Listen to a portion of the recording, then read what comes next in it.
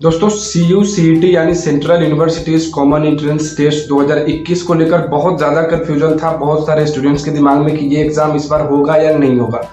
तो इसके बारे में CUCET के बारे में UGC की तरफ से एक ट्वीट किया गया है और अब ये चीज़ बिल्कुल क्लियर हो चुका है कि CUCET नहीं होगा। पहले हम उस ट्वीट को पढ़ लेते हैं कि क्या ट्वीट में कहा गया है।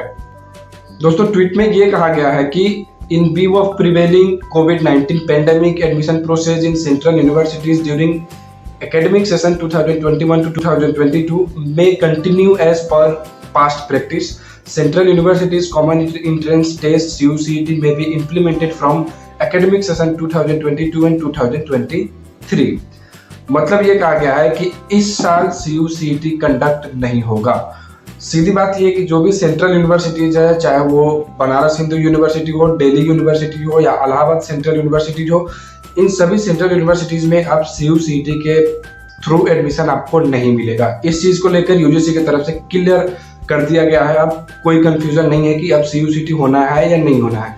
ये बात आपको समझ में आ चुकी होगी कि CUCET अब इस साल नहीं होगा। तो अब बात आती है कि एडमिशन होगा कैसे।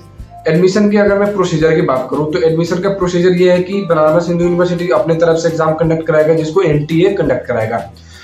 दिल्ली यूनिवर्सिटी अपना जो भी मेरिट बेसिस पे हमेशा से एडमिशन देते आ रहे हैं तो उस तरह से वो इस बार भी एडमिशन कंडक्ट कराएंगे। इलाहाबाद सेंट्रल यूनिवर्सिटी अपने तरफ से एग्जाम कंडक्ट कराएगी। तो अपनी अपनी यूनिवर्सिटी जिस तरह से पहले तक एडमिशन लेते थे उसी तरह से इस बार भी एडमिशन लिया जाएगा। ये बहुत गलत बात है। अगर UGC को इस बारे में बताना ही था कि CUCET नहीं कंडक्ट कराना है तो पहले बता देते। थोड़ा 3-4 महीने सिर्फ ये बताने में इनको लग गया कि CUCET हम नहीं करा रहे हैं।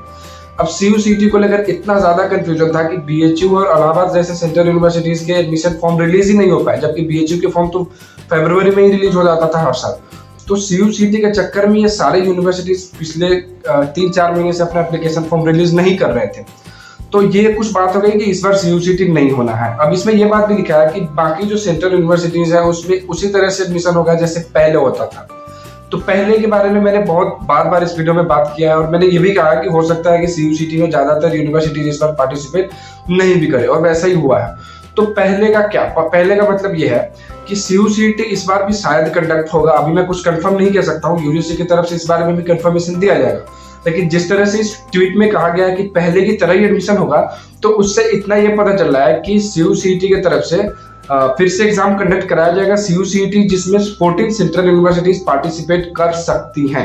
मैं कंफर्म नहीं बता रहा हूँ, लेकिन CUCET होगा क्योंकि जो पहले की जो सेंट्रल यूनिवर्सिटीज है, चाहे वो central university of south Bihar हो, सेंट्रल यूनिवर्सिटी ऑफ राजस्थान हो, सेंट्रल यूनिवर्सिटी ऑफ हरियाणा हो, सेंट्रल यूनिवर्सिटी ऑफ कर्नाटका हो, तो ये सारी जो भी सेंट्रल यूनिवर्सिटीज थी इनमें एडमिशन के लिए सेंट्रल यूनिवर्सिटी ऑफ राजस्थान की तरफ से एग्जाम कंडक्ट कराया जाता था।